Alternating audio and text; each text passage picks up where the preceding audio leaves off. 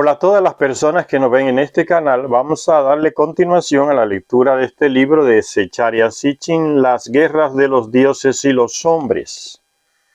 Como los dioses, llamados dioses, que nunca fueron dioses, nunca serán dioses, porque el ser humano va superando poco a poco ese engaño, ese fraude de las llamadas religiones y de los que se hacían llamar dioses para vivir de los privilegios que ese reconocimiento por parte de los terrestres les proporcionaba. Los Anunnaki, que llegaron aquí del planeta Nibiru, que orbita nuestro Sol cada 3600 años. En las tablillas encontradas en Mesopotamia, desenterradas, se habla la historia de ellos, y algunos de ellos escriben la propia historia, la dictan algún escriba para que la guarde y se comparta después de miles de años, como está sucediendo. Zecharia Sitchin nos ayuda en esto, traduciendo esas tablillas, explicándolas en un lenguaje lo más asequible posible. Estamos en esta parte donde se habla de la lucha que entre los hititas, los que ellos llaman de dioses, que son los Anunnakis, esas luchas que se daban entre ellos. Los hititas es un pueblo que se desarrolló ahí como imperio entre comillas, podríamos decir, en lo que hoy es una parte del territorio de Turquía y de Siria, norte de Siria ya, entonces el sur de Turquía y más de la mitad de Turquía. Y al lado de ellos también se desarrolló otro pueblo guerrero, valeroso también, los hurritas. Esos dos pueblos son mencionados ya en los textos antiguos de la Biblia, que hablan de esa raza de personas que llegaron de Nibiru, enseñaron a los terrestres para que se civilizaran.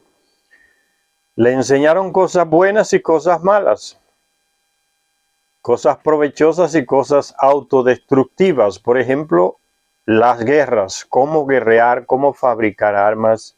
Y no solamente les enseñaron diciéndole, les enseñaron con el ejemplo, ellos guerreando entre ellos primero, y los terrestres observaban, y llegó un tiempo en que ellos ya usaron a los terrestres en las guerras de ellos.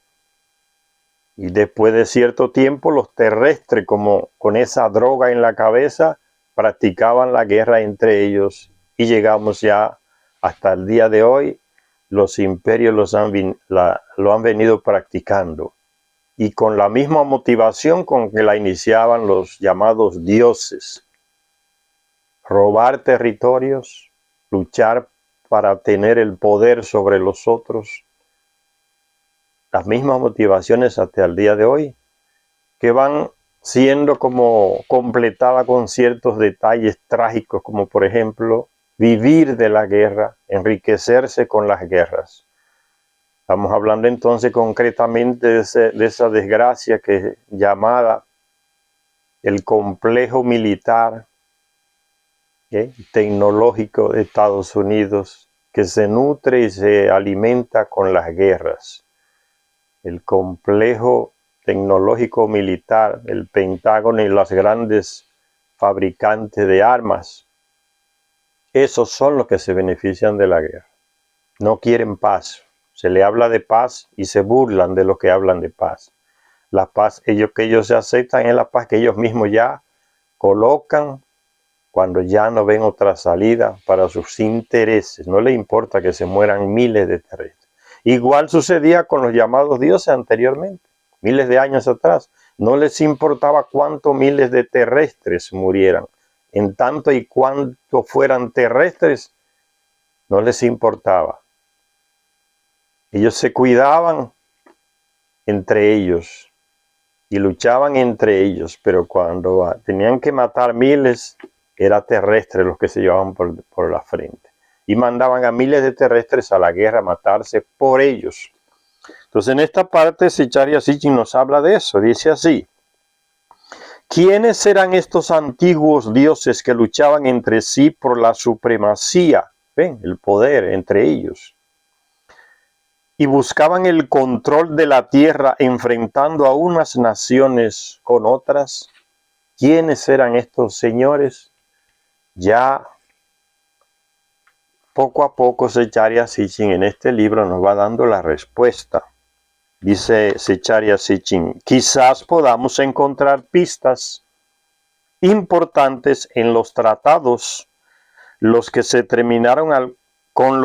terminaron algunas de estas guerras entabladas por los hombres, o sea, por los terrestres, para sus propios dioses. ¿Ven? Los hombres terminaron no solamente luchando entre ellos, sino luchando y matándose entre ellos para complacer la voluntad de los llamados dioses.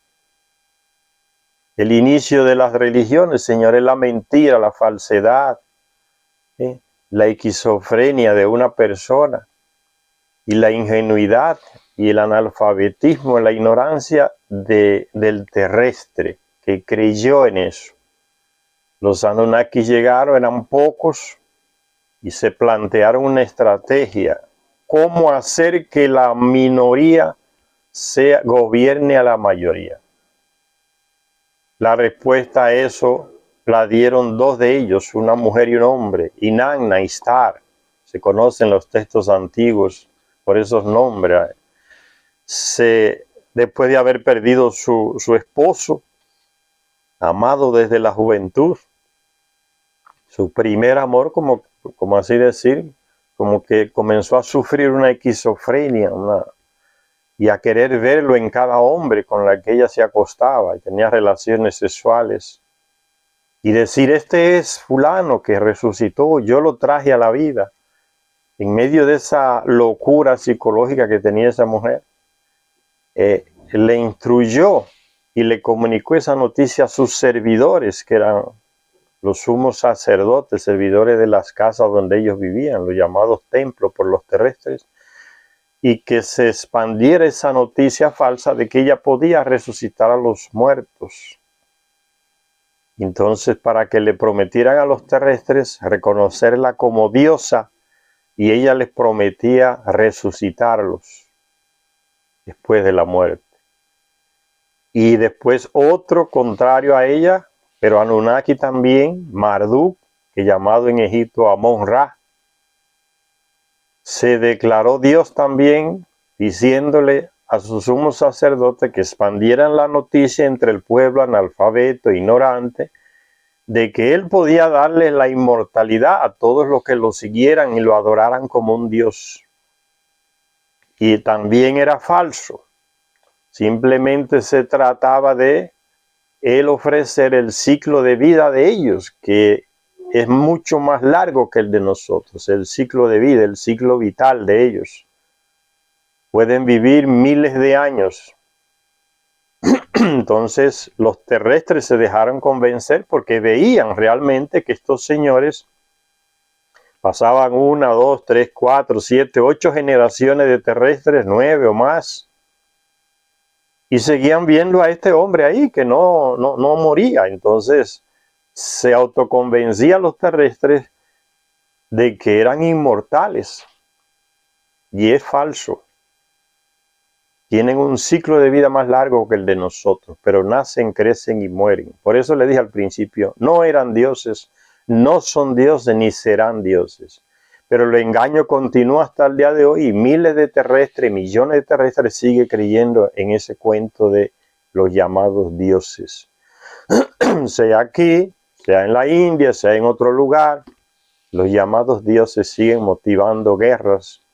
Fíjense el gran ejemplo que da el Anunnaki Yahvé de la Biblia, ¿no? Escoge a un grupito de analfabetos que andaban por el desierto, sin cultura, sin civilización, y los adiestra en la guerra, les enseña a adorarlo como Dios, y les dice, yo soy celoso, no busquen otro. O sea, él sabe que habían otros, llamados dioses también por los terrestres, pero él dice, no busquen a otros, y yo soy celoso, si buscan a otro lo voy a matar. Y así sucedió varias veces. Cuando ese pueblo llamado de Israel se fue atrás de otros dioses, de otros de ellos, los aniquilaba. O le mandaba ejércitos de otros pueblos para que lo aniquilaran. Y él enseñó a guerrear y a matar, exterminen todo, mujeres, niños, animales, ancianos, adultos, quemen todo, naturaleza, arrasen con la ciudad, anatema, lo declaro. Y los soldados israelíes, judíos de esos antiguos, entonces hacían eso. Y mataban a sus propios compañeros, eran primos y lejanos, eran los mismos familiares. Toda esa región de Canaán. Yahvé es uno de ellos. Él enseña también eso, a guerrear, a matar, a saquear. Y por eso dice Secharia Sitchin, guerras entabladas por los hombres para sus propios dioses. Entonces me viene a la mente eso que dijo el secretario de Defensa ucraniano hace 2 meses. Nosotros estamos haciéndole el trabajo sucio a la OTAN, la Organización del Atlántico Norte, esa unión militar que tienen los Estados Unidos con los países de la Unión Europea para atacar. No es para defenderse de nadie, es siempre para hacer ofensiva. ¿Contra quién? Contra Rusia. Años viene Rusia haciendo el intento, llamando la atención. No vengan hacia acá, no se sigan expandiendo. Ustedes prometieron, dieron su palabra, no nos vamos a extender hacia el este, hacia el territorio de Rusia. Dieron la palabra en el 91. Y Putin viene advirtiéndoles, no sigan avanzando hacia nuestras fronteras.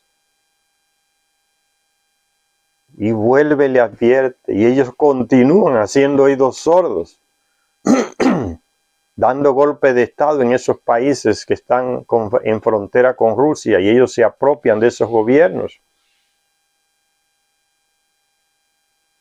Y vuelve de nuevo Putin y sigue avisando.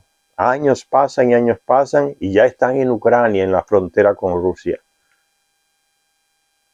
La ambición, lo mismo que hacían los dioses. Entonces los ucranianos militares le están haciendo el trabajo sucio a la OTAN, o sea, avanzar hacia la frontera a Rusia. Ya lo dicen lo del Pentágono, no lo esconden. Nosotros queremos derrotar y aniquilar a Rusia, devolverla a la Edad Media y quedarnos con los recursos, los territorios, porque eso es lo que hacen. Por eso es que hacen guerra, para quedarse con recursos, robarse recursos y robar territorios.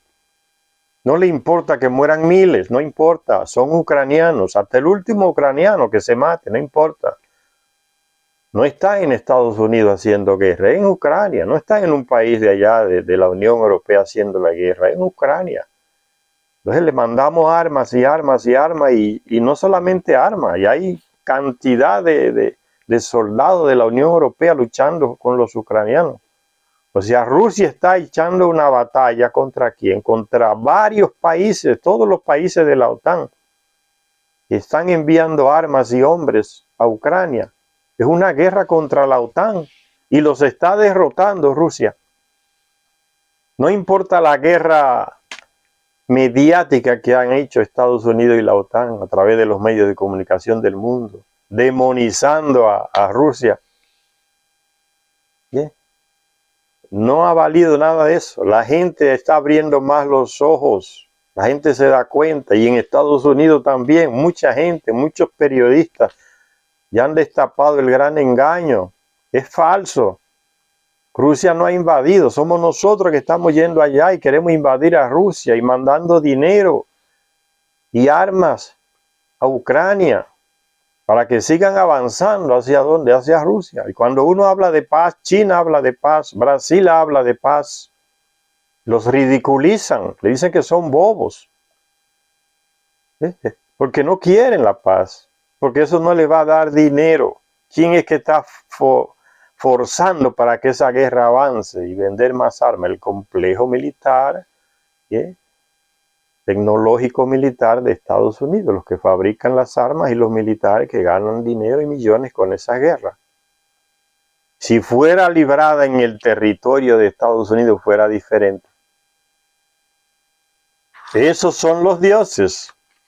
el complejo tecnológico militar de Estados Unidos. Es el Dios que está empujando a los ucranianos a que se mueran, que se maten hasta el último ucraniano contra Rusia, el diablo, el enemigo. Demonizar al enemigo, eso viene desde los Anunnaki, miles de años atrás. Ya les leí la lucha de los dioses en la India, como Vritra lucha contra Hidra, y uno de ellos tiene las mismas armas prácticamente, pero uno le dice al otro que es un demonio y el otro es Dios, es un dios. Demonizar al enemigo para entonces atacarlo. Ya viene esa manipulación mediática desde ellos, desde antiguo, nos hicieron creer esa historia. Y entonces aquí nos narra Zecharia Sitchin qué pasó entre aquel pueblo hitita y el imperio egipcio de esa época, que luchaban. Los hititas eran guerreros natos, una estrategia de guerra casi invencibles. Pero como nadie es invencible en este mundo, un día llega uno, aparece que lo vence. Ellos también fueron vencidos por otros, pero tenían una capacidad militar tremenda, los hititas, que ya se mencionan en los textos de la Biblia. Se alquilaban a veces como mercenarios para fortalecer a otros ejércitos, porque eran expertos. Y ya tenían varios años guerreando con los egipcios, los habían derrotado. Pero tenían como escrúpulos en la guerra los hititas. No se parecían en nada a los israelitas guiados por Yahvé, que cuando asaltaban una ciudad, la destruían, la quemaban y a todos los civiles los pasaban por cuchillo, por espada. Quemaban todo, anatema le decía Yahvé que hicieran en esa ciudad. Esa crueldad deshumana. Los hititas no eran así. Guerreaban, pero antes de la guerra le daban opciones al contrario, ¿no? Ríndanse y así no tenemos que luchar. Y se conformaban con los impuestos que cobraban de los otros. No había matanza de civiles, no había anatema como hacía el Yahvé de la Biblia. Tenían ciertos escrúpulos a la hora de guerrear los hititas. Y aquí veremos que el rey hitita, que ya había vencido al faraón, y el faraón no se le olvidó esa derrota, esa rabia. Y entonces, aún así, el rey hitita le mandó varias veces al faraón mensajeros para que firmara un acuerdo de paz. Se lo enviaba escrito el acuerdo de paz. Y el faraón lo rechazaba, ¿no? El orgullo. Cuando egipcios e hititas hicieron la paz después de más de 2 siglos de guerra, ¿ves? Más de 200 años guerreando. En nada se parece a la guerra de los 100 años entre Francia, Inglaterra y esos lados por ahí. Más de 200 años guerreando, más de 2 siglos guerreando. Por fin se selló la paz.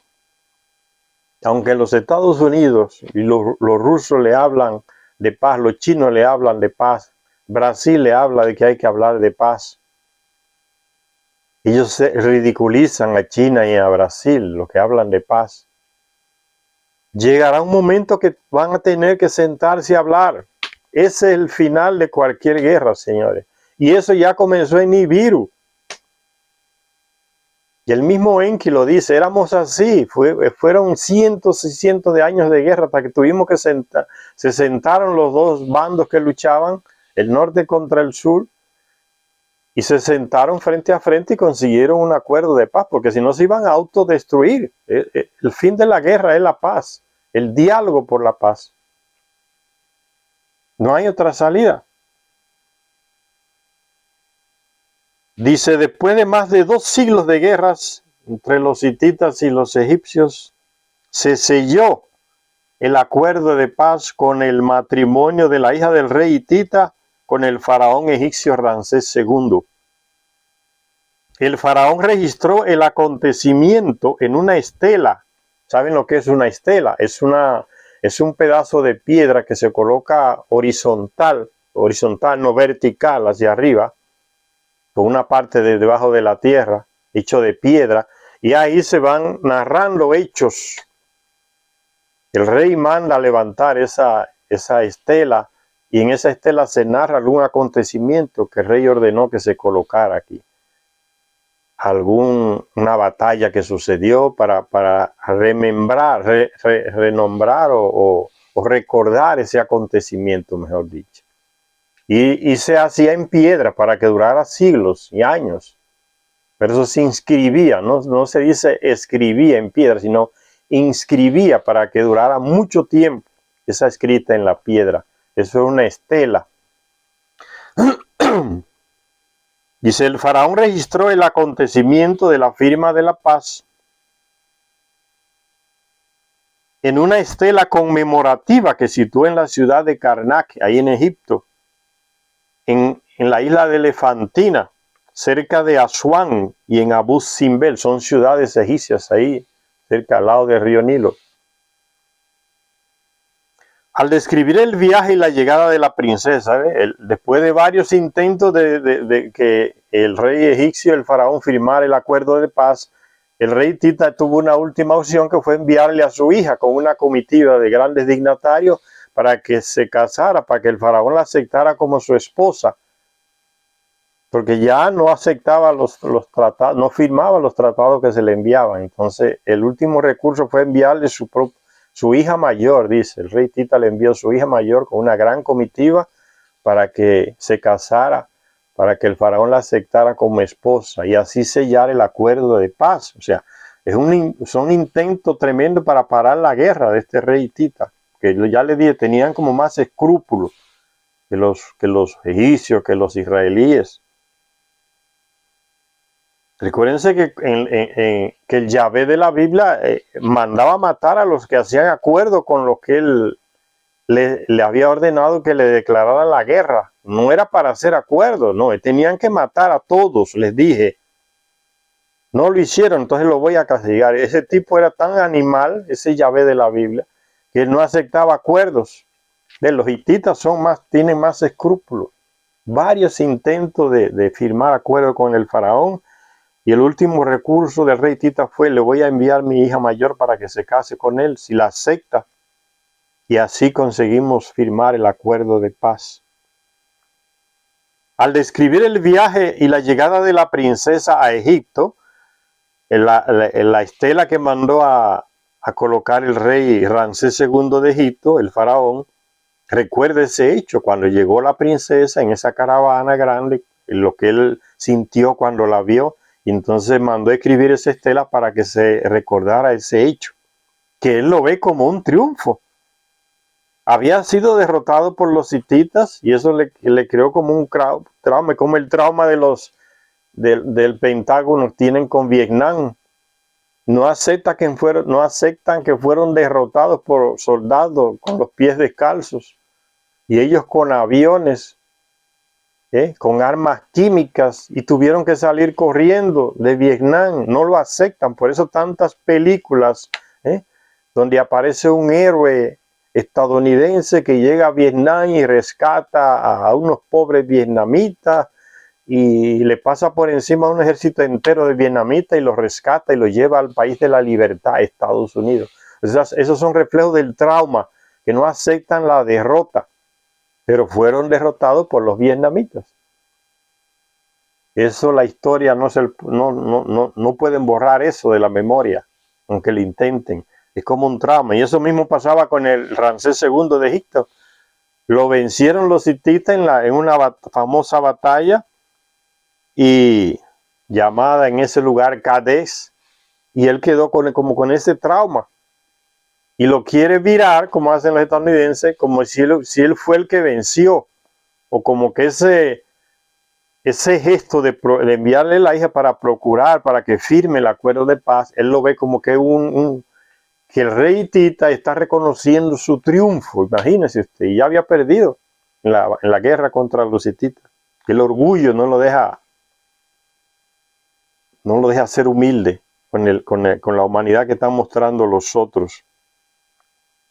Al describir el viaje y la llegada de la princesa a Egipto, la inscripción, no dice escrita, inscripción cuenta que cuando su majestad vio que era tan hermosa, eso es el que escribió, en Egipto, narrando el hecho, que dice así el texto, dice, cuando su majestad, refiriéndose al faraón Ramsés II, cuando su majestad vio que era tan hermosa de rostro como una diosa. En esa época los terrestres, esos gobernantes, conocían a los Anunnaki, a los llamados dioses. Ellos lo conocían, trataban con ellos, hablaban con ellos. Al mismo faraón, el que decían que era el dios de Egipto, Amón-Ra o Marduk en Mesopotamia, que es el mismo, ese mismo fue el que lo salvó de la batalla contra los hititas, el dios Marduk. O sea, ellos conocían esa raza de personas y sabían que tenían armas y tecnología que podían hacer lo imposible, según el punto de vista de los terrestres, que no tenían esa tecnología. Y fíjense la expresión de Ramsés II cuando ve a la hija del rey hitita que llega a Egipto. Tan hermosa como de rostro como una diosa. La está comparando con una de las mujeres de esa raza, de los Anunnaki, de los llamados dioses. Parecía una diosa. Una de esas, porque eran hermosas esas mujeres. Son hermosas esas mujeres de los Anunnaki, esa raza. Cualquier terrestre quería casarse con una de ellas, y así lo hicieron. Muchas de ellas se casaron con terrestres. Y muchos de ellos tuvieron hijos con mujeres terrestres, se mezclaron las razas. Pero él la compara con una de esas mujeres. ¿Ve? Era tan hermosa de rostro como una diosa, como una de ellos, de esa raza de los Anunnaki. Los señores de las naves voladoras, naves aéreas. Dice, tan hermosa de rostro como una diosa, ¿ve? Lo que no consiguió la diplomacia entre los hombres, lo consigue el cuerpo y la belleza de una mujer. ¿Qué poder de atracción tiene el cuerpo? Él siempre ha sido así, Señor. El poder del cuerpo de la mujer, la belleza de la mujer con relación a los hombres, ese poder, esa atracción, ese magnetismo que cautiva, que hace que muchos cometan hasta locura por una mujer. Y ellas saben de esa influencia que tienen, y muchas veces la usan a su favor. Desde la época ya antiquísima viene esa cosa de las mujeres, que cuando ellas solicitan a un hombre tener relaciones sexuales con él, o ser su amante, y el hombre, el terrestre, las rechaza, esas mujeres le mandan todo tipo de maldiciones encima y quieren hasta matarlo. Y acusan falsamente, fulano me intentó violar, para que sea muerto por otros. Esos recursos lo vienen así usando las mujeres hasta el día de hoy. Viene de esa época de ellos. Las mujeres Anunnaki hacían eso con los terrestres. Y después las mujeres terrestres hacían eso con sus esposos terrestres también, o con sus pretendientes, o con aquellos hombres que ellas deseaban entre los terrestres. Y aprendieron con las Anunnaki, las mujeres, el poder de su cuerpo, de su sexualidad sobre el hombre. Se enamoró de ella y la consideró algo precioso que le había concedido el dios Tap, el padre de Marduk. Amón-Ra de Egipto, el padre de ese se llamaba Tap en Egipto, pero en Sumeria era Enki, que fue el que creó el Homo sapiens junto con uno de sus hijos, con una media hermana de él, en un laboratorio en África, creó lo que hoy somos nosotros, el Homo sapiens, el hombre civilizado. Fue Enki, que en Egipto tenía toda la región de África, era su dominio, cuando entre los grandes jefes se repartieron el planeta. Dividieron en regiones. Ahí en África era Enki o Ea, y si en el lenguaje de los egipcios se le llamaba Tap, que fue el padre de Marduk, nombre en Mesopotamia, que es el mismo que llega a Egipto, donde está el dominio de su padre y se establece en esa parte ahí norte, y ahí se le llama Amón-Ra. Entonces este rey, este faraón, ve como un presente de ese dios Tap, esa mujer que le envió la hija del rey hitita, y una señal del reconocimiento hitita de su victoria. ¿Qué victoria si él perdió la batalla? Ya les dije anteriormente, los hititas exterminaron el ejército completo del faraón, de este aquí, de este que está recibiendo a la mujer. Y cuando él se vio, le mataron hasta el que le dirigía el carro, con los tirados por caballos. Y él tuvo que agarrar las bridas de los caballos y ser él la auriga del carro, porque le mataron el que guiaba el carro. Cuando él se vio rodeado de hitistas, se desesperó. Ya no tenía quien lo defendiera. ¿A quién reclamó? ¿A quién le gritó? ¿A quién le pidió ayuda? A Amon-Ra, el Mardú de Mesopotamia, Amon-Ra en Egipto. Y le gritaba y le dijo: Amon-Ra, estoy aquí por ti. Yo estoy haciendo esta guerra contra los hititas por ti, porque tú me enviaste. Sácame de esta situación, solo tú puedes. Que sabe que terrestre no puede sacar a una persona que está rodeada por un ejército. Solo ellos tienen la tecnología y los conocimientos para hacer lo que diríamos hoy un milagro, ¿no? Y Mardú lo escuchó y llegó y se subió en el carro con él y le dijo: adelante. ¿Qué arma usó Mardú contra los hititas que ese faraón pudo escapar a Egipto de nuevo, estando ya solo en su carro? Dice que los hititas, a medida que avanzaba el carro, con el dios detrás del faraón, montado en el carro, y el faraón guiando los caballos, dice que los hititas que estaban enfrente no podían ni levantar. De repente se le metió una debilidad que no podían ni levantar los brazos para sostener el arco y la flecha, la espada, ningún tipo de arma. Y tuvieron que abrirle camino al faraón que escapó a Egipto. ¿Qué tecnología usó Mardú o Amon-Ra para hacer eso? Para el terrestre es un milagro porque no entiende esa tecnología. Pero quizá un día se sepa qué tecnología usó Marduk o Amon-Ra en Egipto, que hizo que el cuerpo de esos cientos de soldados que estaban ahí, o miles, le entrara una debilidad que no podían ni sostener las armas para detener al faraón. Y este pudo. Y esa es la guerra que él dice que es a eso que le llama victoria. O sea, el orgullo le hace hablar de esa manera. Este rey me envió su hermosa hija, porque está reconociendo. Miren cómo él interpreta el hecho de la humanidad del hitita que le ofrece hasta su propia hija como esposa para que firme el tratado de paz. El orgulloso faraón que perdió dice: es que él está reconociendo mi victoria. O sea, no deje el orgullo, no se le quite el orgullo, no acepta que él perdió. El orgulloso que se siente superior. Es la actitud misma del estadounidense que perdió en Vietnam. No acepta que aquellos hombres descalzos le ganaran la batalla al imperio más poderoso, más sanguinario que ha existido, más mentiroso. Pero la realidad es esa. Por eso que Zecharia Sitchin coloca esta frase del faraón entre comillas. Dice la frase: y una señal del reconocimiento hitita de su victoria. Entonces, Zecharia Sitchin pone victoria entre comillas, porque es ridículo, no fue victoria. Es una señal profunda de que quiere la paz. Una capacidad que él no tiene. Es como uno ponerle un pedazo de oro en la boca al puerco. ¿Qué hace un puerco con un pedazo de oro? Él no sabe el valor que eso tiene. Quizá lo mastique un poco y lo echa afuera. Es una imagen para decir que el faraón no tiene la capacidad, la educación política para valorar el gesto humano del rey hitita. Entonces le interpreta a su favor. El rey hitita está reconociendo mi victoria. ¿Qué victoria? Si nomás se quedó él en el carro con el dios Amon-Ra, que lo ayudó a salir ya de una captura inminente por parte del ejército hitita. Una derrota tremenda. Y aún así él dice en su orgullo que habla de victoria.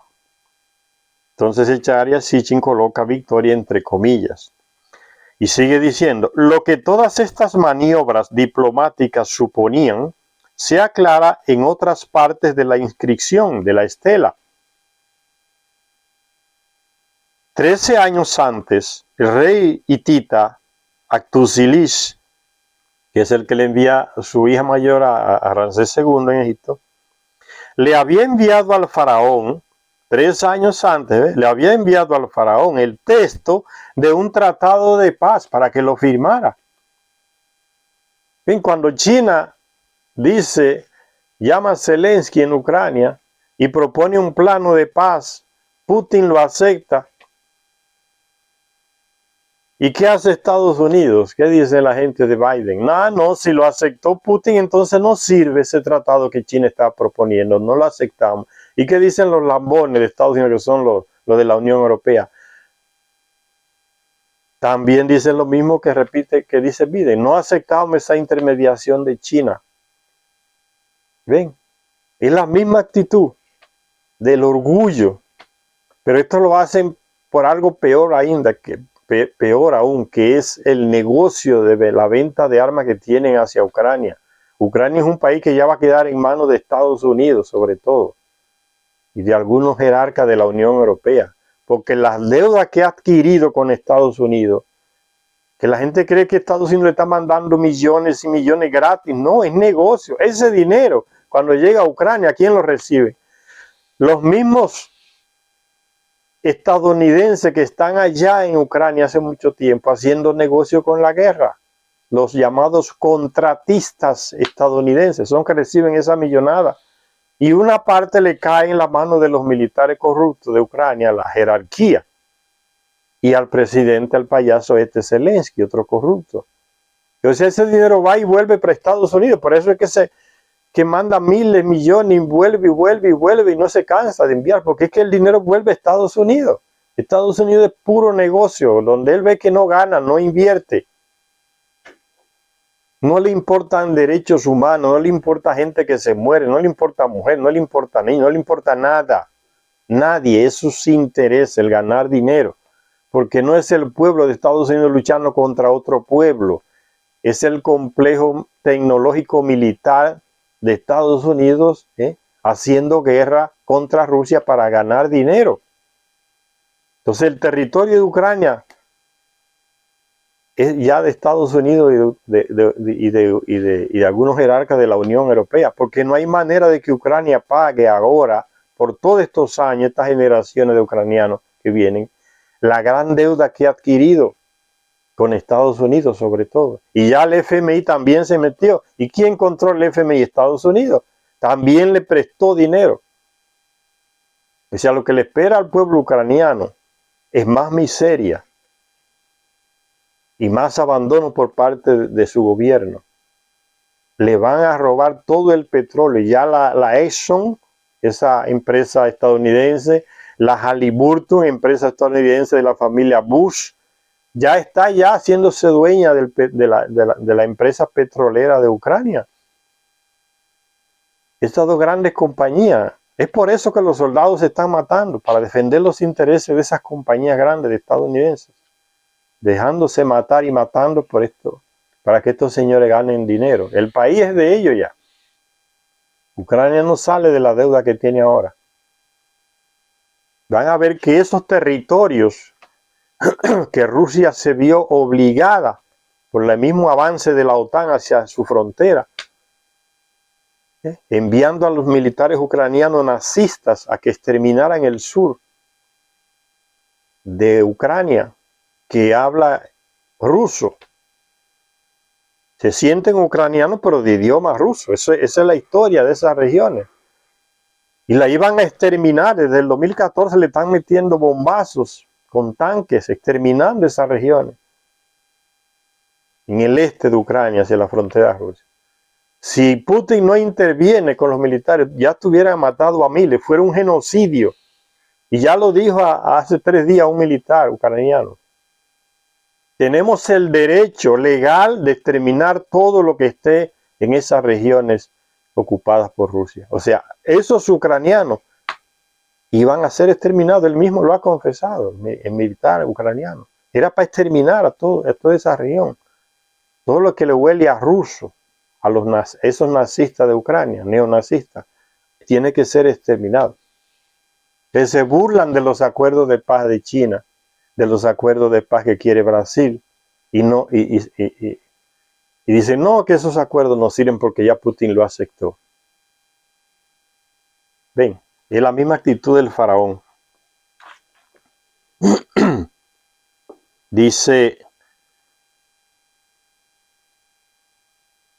lo que todas estas maniobras diplomáticas suponían se aclara en otras partes de la inscripción de la estela. 3 años antes, el rey Actusilis de Acti, los hititas, le había enviado al faraón el texto de un tratado de paz, pero Ramsés II, dándole vueltas aún a su casi fatídica experiencia en la batalla de Cádiz, aquella batalla que perdió contra los hititas, lo ignoró el tratado, no firmó, lo ignoró. Fíjense el desprecio. Lo ignoró, lo mismo que hacen los Estados Unidos. No, ese tratado de paz que China está proponiendo, eso no sirve. Porque ya Putin lo aceptó, entonces eso significa que para nosotros no es bueno. O sea, las cosas sirven para ellos en tanto en cuanto defienden sus intereses económicos. Paz no quieren, es que quieren seguir vendiendo guerra y que se mueran los ucranianos. Hasta el último ucraniano, como dijo uno de los contratistas que está allá recibiendo el dinero que Biden envía como a supuesta ayuda a Ucrania. Que luchen hasta el último ucraniano. Cuando no quede un ucraniano, entonces nos retiramos. Ya aquí no hay que hacer, no hay negocios para hacer aquí. Dice, el rey hitita le había enviado al faraón el texto de un tratado de paz, pero Ramsés II, dándole vueltas aún a su casi fatídica experiencia en la batalla de Cádiz, el trauma que tenía, lo ignoró. El gran jefe de Acti siguió escribiendo año tras año, ven, insistió el rey de Acti. Seguía escribiendo año tras año para aplacar a su majestad. Pero eso le escribe un egipcio, no es un hitita. Esta es la visión que está dando un egipcio fiel al faraón, interpretando las cosas a su favor, a favor del faraón. Dice su majestad, pero el rey Ramsés no presta atención. Por fin el rey de Acti, en vez de enviar mensajes inscritos en tablillas, envió a su hija mayor, precedida de un precioso tributo y acompañada por nobles hititas. ¿Ve? Un grupo de nobles hititas, de gente socialmente influyente, junto con una comitiva diplomática que le envió. Después de años insistiendo, ¿ve? ¿Qué imperio insiste con otro para que firme acuerdo de paz? La humanidad, los escrúpulos de los hititas. Eso, como ya le dije, no lo hacía el Yahvé de Israel. Y no lo hacen los egipcios, no lo hacían los asirios. Los hititas tenían esa capacidad. Una humanidad más viva dentro, un corazón un poco más abierto, tanta desgracia que trae una guerra. Por fin, dice, preguntándose lo que significarían todos aquellos regalos, Ramsés envió una escolta egipcia de soldados de su ejército al encuentro de la comitiva hitita, donde venía la princesa, esos nobles de Acti, de los hititas, para que escoltara una escolta egipcia a su encuentro para que acompañara a los hititas que llegaran sanos y salvos a Egipto. Y tal como se explica más arriba, sucumbió a la belleza de la princesa y la convirtió en reina y la llamó Mat Neferu Ra. Le cambié el nombre a la mujer hitita. La belleza que ve Ra, el mismo Anunnaki que lo salvó cuando se lo llevó en el carro atravesándole el campamento de los hititas. La belleza que ve Ra.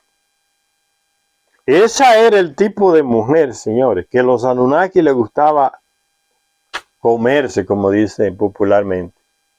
Los Anunnaki eran enfermos. En ir a tener relaciones sexuales con esas mujeres lindas de reyes, o hijas de reyes, hijas de sumos sacerdotes, porque esa era la clase social alta que ellos fundaron. Y de entre esa clase ellos agarraban esas mujeres terrestres, no tenían ningún escrúpulo, no importa que estuviera casada o con hijos, fuera esposa o no. La agarraban y se la llevaban y tenían relaciones con ella y tenían descendencia y la dejaban después, buscaban otra. Y la mujer nunca podía decir quién era el papá, que la amenazaban.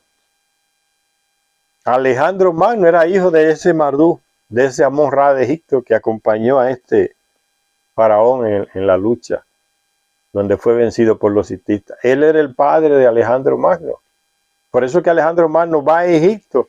Cuando se dirige hacia Siria, deja el ejército por ahí por Canaán y desciende y baja hacia Egipto, él y un grupo de soldados pequeños, a consultar un oráculo. Y el oráculo le confirma: te estábamos esperando, Alejandro. Si tú eres hijo de Amón-Ra y tú vas a morir joven. Le dijeron lo que le esperaba y así sucedió. Entonces, después que él confirmó que sí, que Amón-Ra era su padre, se fue entonces, continuó el avance hacia Babilonia y llegó hasta la India por ahí, conquistando y arrasando. Después llegó, volvió a Babilonia y quiso entrar al templo de Mardú ahí en Babilonia. Babilonia la fundó Mardú, esa ciudad, en Babil, ahí en Mesopotamia. Y los sacerdotes que custodiaban esa residencia de Mardú, llamada de templo por los terrestres, le dijeron: no entres. Ya el dios estaba muerto. Mardú ya estaba muerto. Ven, ellos nacen, crecen y mueren como nosotros. Ya Mardú estaba muerto. Estaba sepultado ahí, en Babilonia. Y los sacerdotes sabían el lugar y le prohibieron a Alejandro: no entre. Porque parece que el lugar tenía guardado en una bóveda con radiación para que los terrestres no secuestraran el cuerpo, o los reyes. Los Anunnaki se cuidan mucho de eso, porque es una raza pura que no se ha mezclado con el terrestre. Entonces esos personajes así, y no dejan entonces que el cuerpo de ellos lo consiga, lo agarren los terrestres, que pueden hacer otra raza usando el DNA de esos cuerpos de ellos. Y después de un tiempo, Alejandro, como conquistador, entró y al poco tiempo murió. Parece que la radiación lo mató. 33 años tenía. Y lo mismo que le dijo el oráculo ahí en Egipto: vas a morir joven. Y así murió a los 33 años. Hijo de Amón-Ra de Egipto.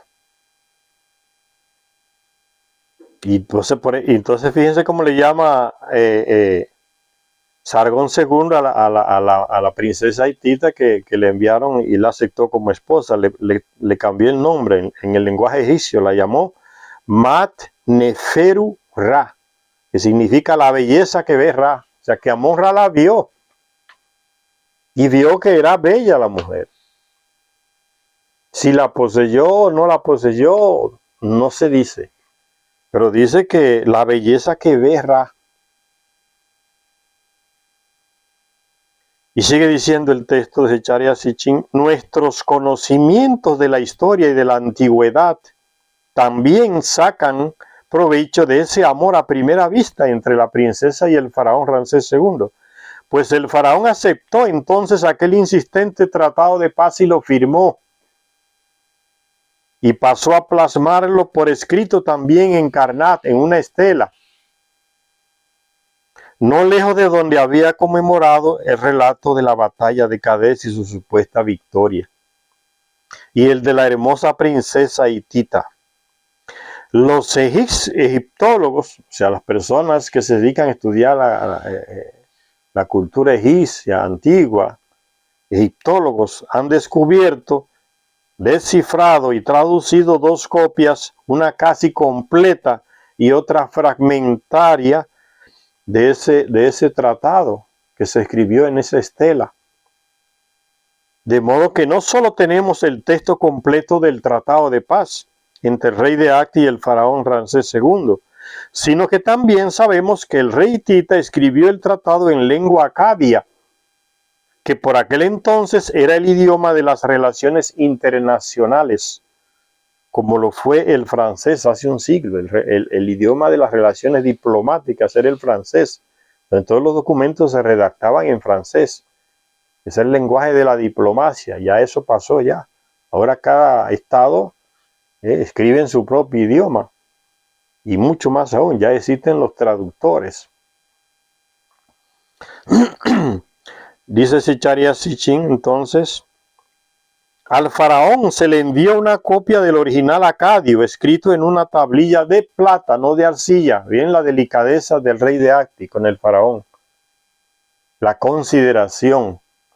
No le escribe ahora en tablilla de arcilla, en una tablilla de plata. O sea, los expertos graban el tratado en una tablilla de plata. Al faraón se le envió una copia del original acadio, que los hititas habían escrito en acadio, que era el lenguaje de la diplomacia en esa época, en una tablilla de plata. Normalmente se escribía en tablillas de arcilla. En una tablilla de plata que la inscripción egipcia de Karnak escribe así, dos puntos, y ahora abre el texto escrito. Lo que está en medio de la tablilla de plata, en la parte frontal, figuras consistentes en una imagen del dios Set, abrazando a una imagen del gran príncipe de Acti, rodeadas por un borde con las palabras y el sello de Set. Soberano del cielo. Era un Anunnaki, soberano del cielo. ¿Por qué? Porque esa raza vino del cielo, de Nibiru, del espacio. Eso es lo que quieren decir. Soberano del cielo. Era uno de ellos, Set. Recuérdense Set, el hermano de Osiris, ahí en Egipto, que lo mató para quedarse con el territorio. Los dos eran hijos de Marduk, Set y Osiris, hijos de Marduk, ahí en Egipto. Pues ese es el tipo que está aquí. Soberano del cielo, el sello de la regulación que Atusili, rey de los hititas, hizo. Eso está escrito en la inscripción. Lo que hay dentro, eso es lo que está en medio. Está hablando de lo que hay en medio como del sello. Un sello redondo, lo que hay en el medio. Entonces está rodeado por una escrita. Ahora dice, lo que hay dentro, y está hablando de la escrita, lo que rodea, dice, está en medio de la tablilla, dice. Ahora dice, lo que hay dentro de lo que rodea la imagen del sello de Set, por el otro lado del sello, figuras consistentes en una imagen femenina de la diosa de Acti. Ellos veneraban a varios Anunnaki, mujeres y hombres. Hay dioses y hay mujeres, diosas también. Figuras consistentes en una imagen femenina de la diosa de Acti, abrazando a una imagen femenina de la princesa de Acti, rodeadas por un borde con las palabras, el sello del Ra de la ciudad de Arinna, el señor de la tierra. ¿Ves? Los compromisos entre los reyes se hacían en nombre de ellos, de esa raza, de los llamados dioses, era como un juramento. Y eso se sigue hasta el día de hoy, la gente jura por Dios. Ven, como viene ya desde ellos, que se hacían pasar por dioses engañando a los terrestres, y la gente continúa hasta el día de hoy con los llamados dioses. Y las iglesias ganando dinero con esa cuestión de la creencia en los dioses. Puro dinero, no pagan impuestos, acumulando bienes que no se van a llevar cuando se mueran. Todo en nombre de Dios. Ahora han unificado todos aquellos dioses, ahora las tres grandes religiones lo han unificado, ahora es uno. Aunque en la Biblia dice claramente, los Elohim crearon al ser humano, a su imagen y semejanza lo crearon. Por eso habla en plural. Ese que dicen Dios es el trabajo de los teólogos católicos, de los escribas judíos, que manipulan los textos antiguos en la Biblia, que son textos editados ya miles de años antes en lo que hoy es Mesopotamia. Esos textos de la Biblia son copias, a veces muy cortas, con pocos detalles de los hechos que se narran en tablillas encontradas en Mesopotamia, miles de años más antiguas que los textos de la Biblia. Entonces, sigue diciendo lo que hay, lo que está dentro, el marco que rodea las figuras, el sello de Ra de Arinna, el Señor de toda la tierra.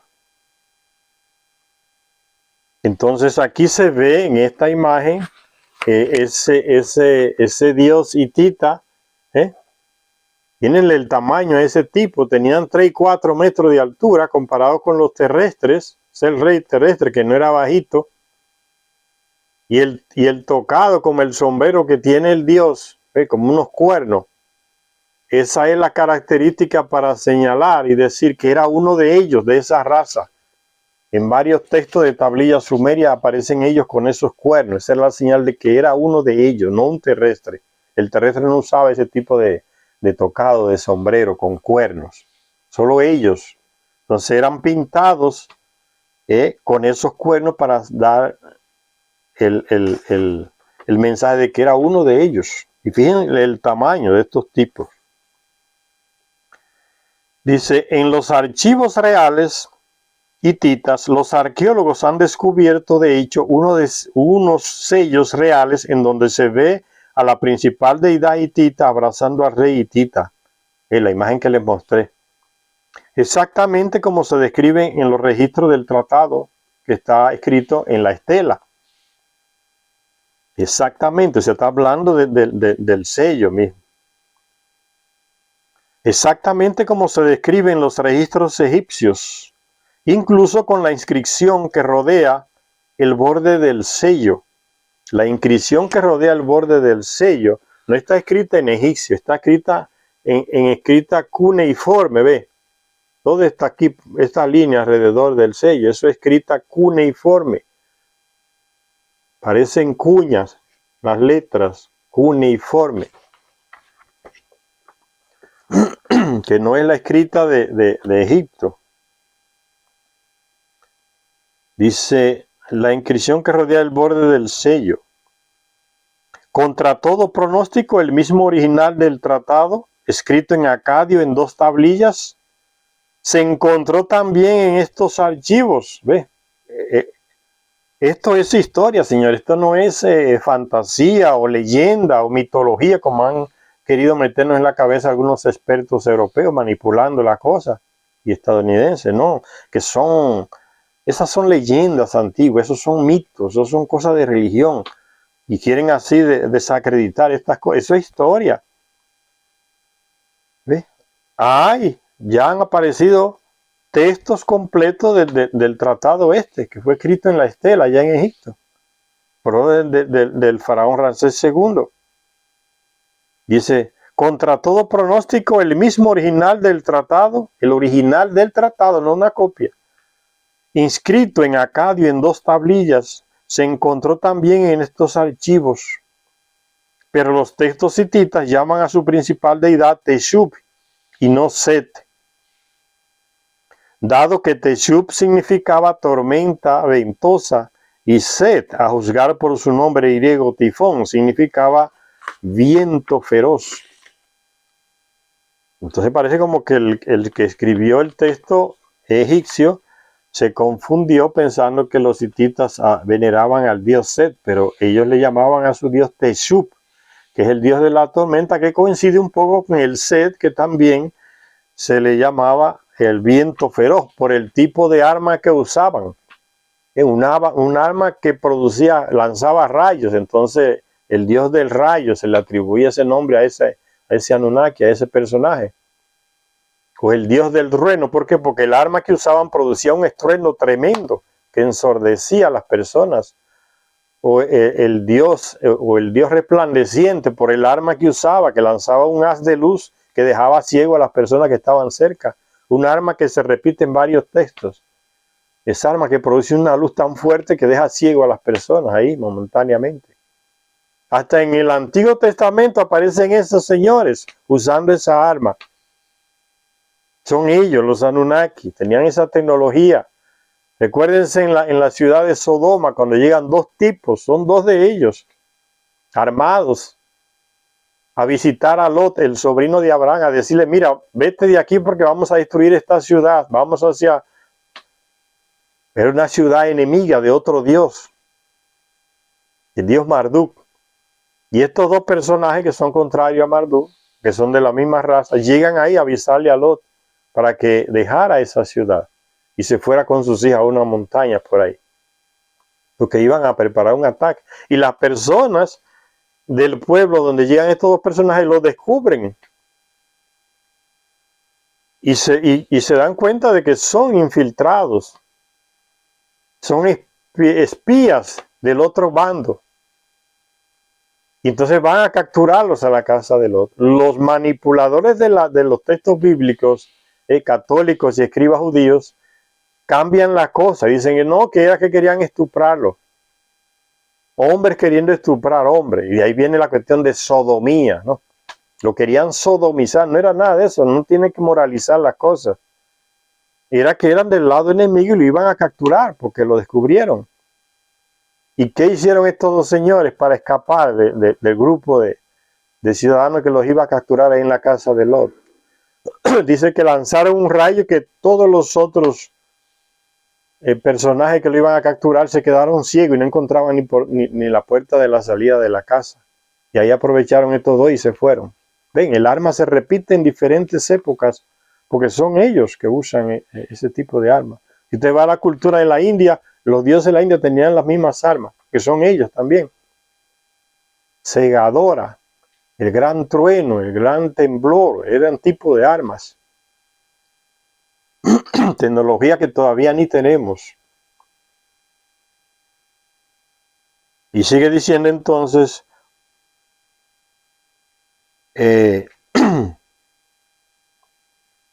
da la impresión de que a egipcios e hititas tenían emparejados sus panteones, que eran como los mismos dioses entonces, con los epítetos de sus dioses. Son los mismos personajes en diferentes culturas. En línea con esto, a la esposa de Teshub, Ebat, se le llamaba Dama de los Cielos. Pero a la esposa de Set en Egipto se le llamaba Teba, que es casi la misma, el mismo nombre. Por eso dice Echar así, que da la impresión de que egipcios e hititas tenían emparejados sus panteones, o sea, veneraban a los mismos llamados dioses. Eran los mismos con nombres distintos, sea en el pueblo de los hititas o sea en la cultura de los egipcios, que tenían idiomas distintos. Y no es nada extraño, es igual que hoy. Lo que es Carlos aquí en un país de Latinoamérica es Charles en un país inglés. Entonces, las mismas cosas. Eso es lo mismo que pasa. El mismo personaje con distintos nombres porque tiene distintos pueblos, distintas culturas, tiene distintos idiomas. No es nada complicado, ven. Entender estas cosas que dice Charia Sitchin, estos textos antiguos. Da la impresión de que egipcios e hititas tenían emparejados sus panteones de acuerdo con los epítetos de sus dioses. O sea, el tipo de arma que usaban, ahí se le colocaba el nombre. Si era un arma que lanzaba un rayo brillante que cegaba, entonces le ponían el radiante. Si era un arma que producía un sonido tremendo, un trueno, entonces le ponían ese nombre, el dios del trueno. Y dice entonces, en línea con esto, a la esposa de Teshub, que es el dios que veneran los hititas con ese nombre, el Anunnaki de ellos, Ebat se le llamaba, a la esposa de ese ahí en Acti, a Teshub, a la esposa de él, Ebat se le llamaba Dama de los Cielos, que era una Anunnaki. Ellos son los de los cielos, vinieron de allá, del espacio, del cielo, el Nibiru, el cielo Nibiru también. Entonces él estaba casado con una Anunnaki. Teshub casado con Ebat, que también era Anunnaki, por eso le llama Dama de los Cielos, no era una terrestre. Para homologar a la diosa por su título con la versión egipcia del tratado, Ra el Brillante se homologó con el Señor del Cielo hitita, al cual la versión acadia llamaba Shamash, el Brillante. ¿Ven? A ese Ra se le decía en Egipto también el Brillante, que es el Marduk. Y se le homologaba también con Shamash entre los hititas, también se le llamaba el Brillante. Usaban las mismas armas. Se hizo evidente que egipcios e hititas tenían panteones separados pero paralelos. Y los expertos empezaron a preguntarse lo que otros antiguos tratados podrían revelar. Uno de los que aportó una de las informaciones más sorprendentes fue el tratado que hacia el año 1350 antes de Cristo, firmaron el rey hitita Shuspilulima, ese otro rey hitita. Y el rey hurrita, que eran vecinos, ya les di al principio, ¿no?, que los hititas estaban ahí, frontera con los hurritas, en lo que hoy es Turquía y Asiria, en esos territorios. Ahí estaban las dos culturas, los hititas y los hurritas. Entonces dice, uno de los que aportó una de las informaciones más sorprendentes para ver ese paralelo entre el panteón, o sea, los dioses que veneraban o adoraban los hititas, comparándolo con los que adoraban los hurritas, sus vecinos, eran los mismos personajes, pero tenían diferentes nombres. Y dice,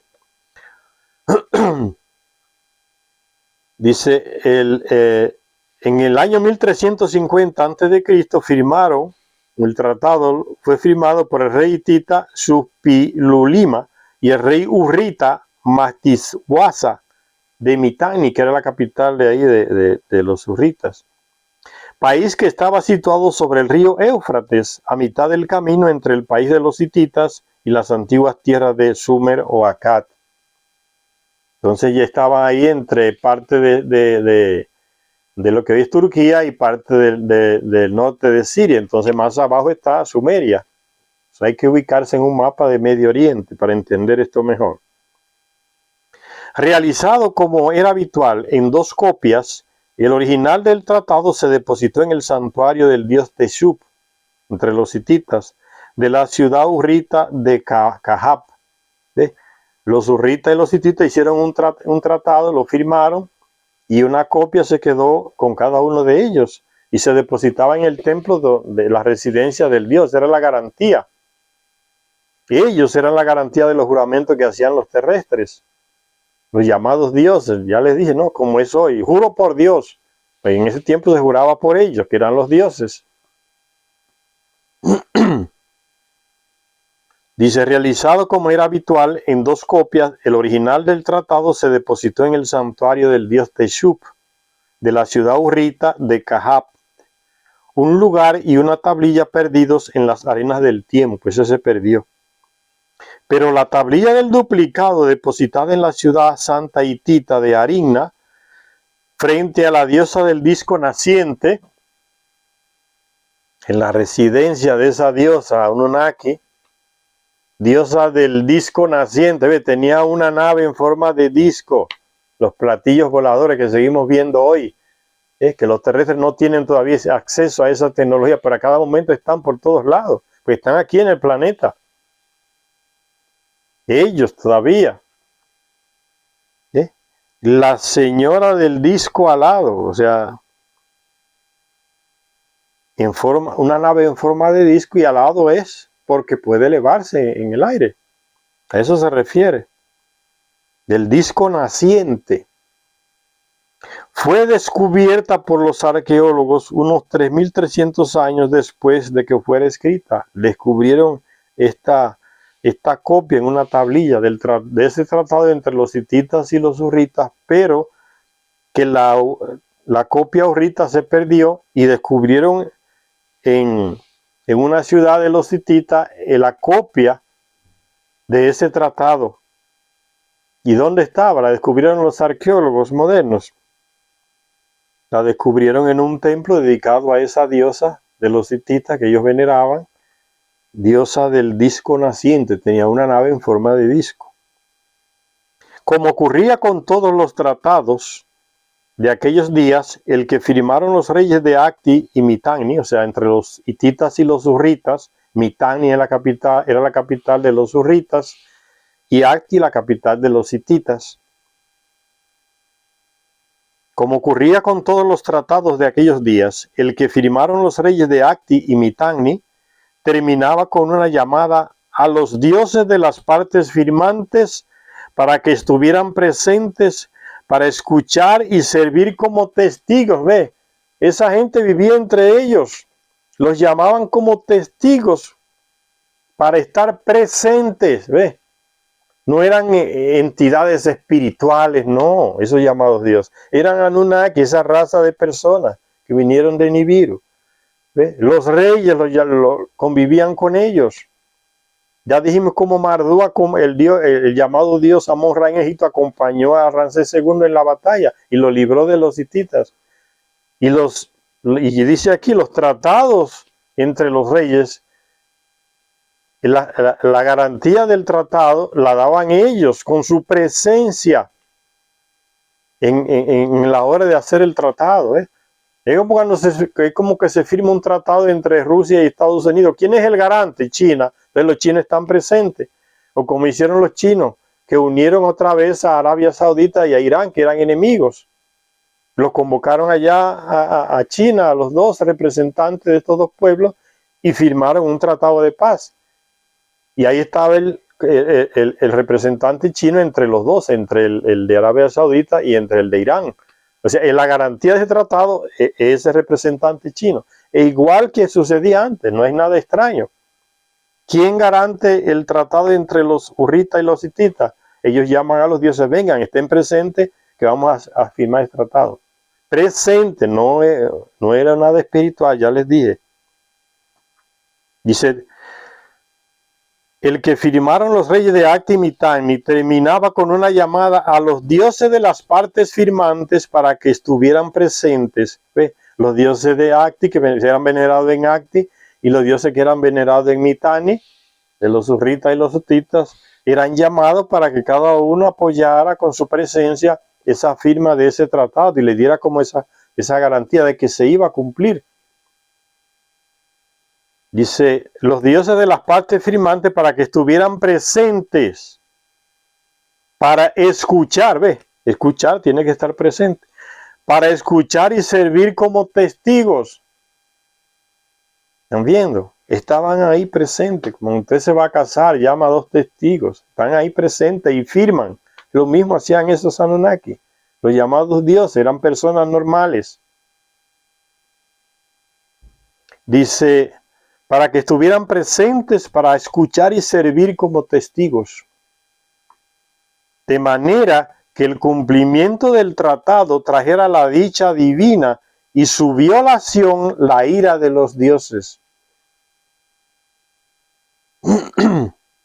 A continuación se hacía una relación de estos dioses de las partes firmantes, comenzando, iban nombrando los dioses que habían estado presentes a la hora de firmar el tratado, comenzando con Teshup y su consorte Ebat, su esposa, como dioses reinantes supremos de ambos reinos, los dioses que regulan la realeza en Acti y Mitanni, y en cuyos santuarios se depositaban las copias del tratado. ¿Ve? No los guardaban los archivos de los reyes, las copias originales eran colocadas en la residencia de esos señores, que los terrestres le llaman de templos, pero es la residencia de ellos, de esos Anunnaki, los llamados dioses.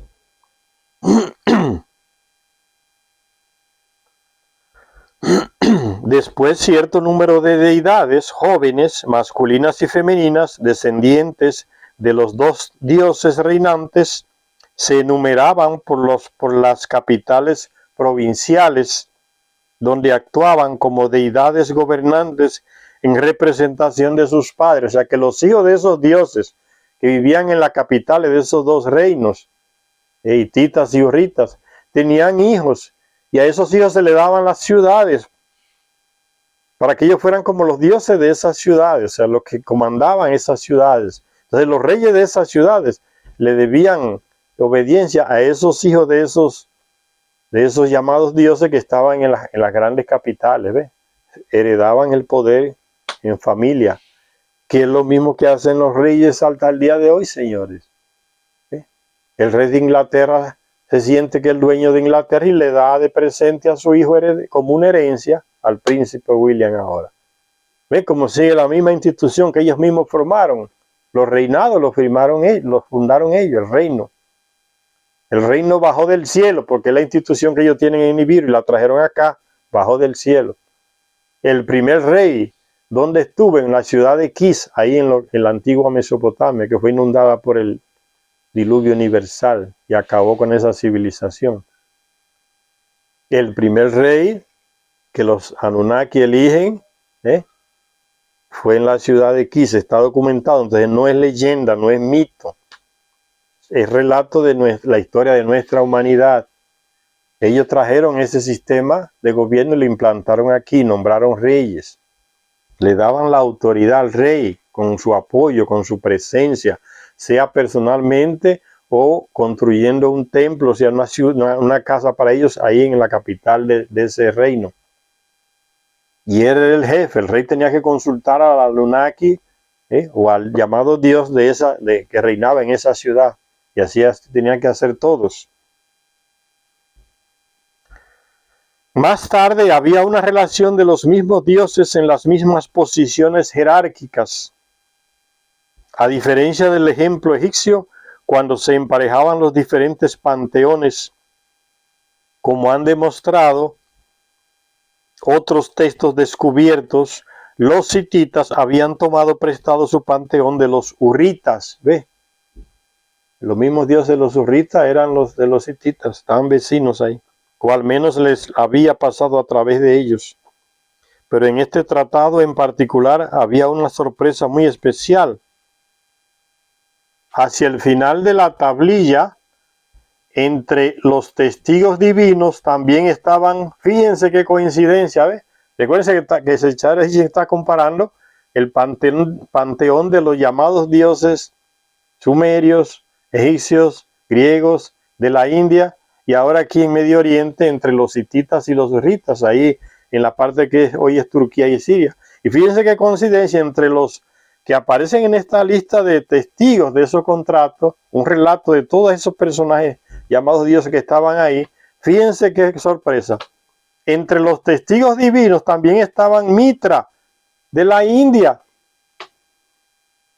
Uruvana, de la India, Indar, de la India, y los dioses Nashatiyanu, nada menos que Mitra, Varuna, Indra, y los dioses Nasaya del panteón hindú, estaban ahí en Medio Oriente firmando. Son las mismas personas que pueden ir de un lugar a otro porque tienen sus naves, sus platos voladores, discos.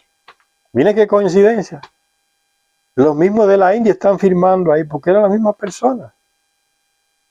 Varuna, Mitra, Indra y los dioses Nasaya del panteón hindú estaban presentes entre los hititas y firmando el tratado como testigos de esos tratados. ¿Cuál de las tres, hitita, hindú, hurrita, era la fuente común de estos panteones? ¿De dónde surgieron? ¿Cuál fue el origen de estos tres panteones? ¿De los hititas, de los hurritas o del hindú? La fuente común es Sumeria, la antigua Sumeria, en Mesopotamia.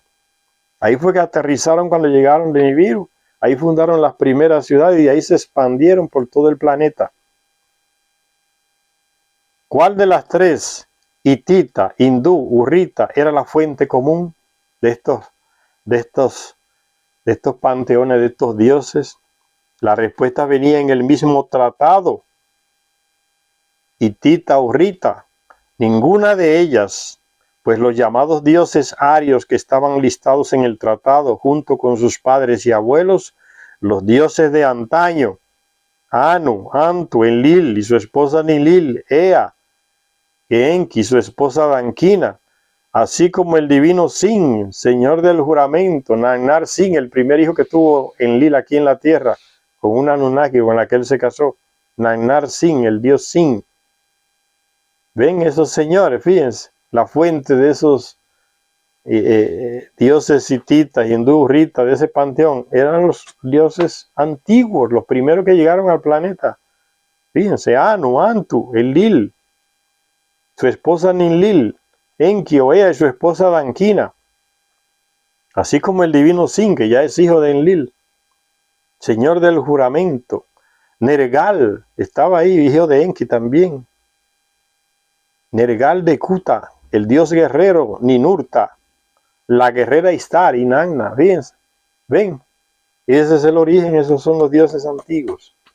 Y sus descendientes en la India, en Egipto, en Grecia, en Roma, ven, son los mismos personajes. Aquí en América, La serpiente emplumada que se eleva con su nave y va dejando esa estela como una serpiente.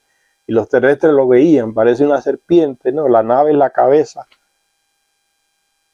La serpiente emplumada que va como volando, plumas porque va volando, va por el aire, esa estela de humo que va dejando la nave.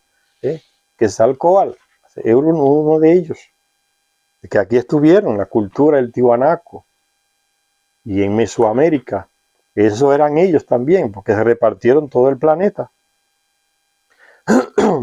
Entonces esos dioses estaban, Taninurta, la guerrera Istari y Inanna.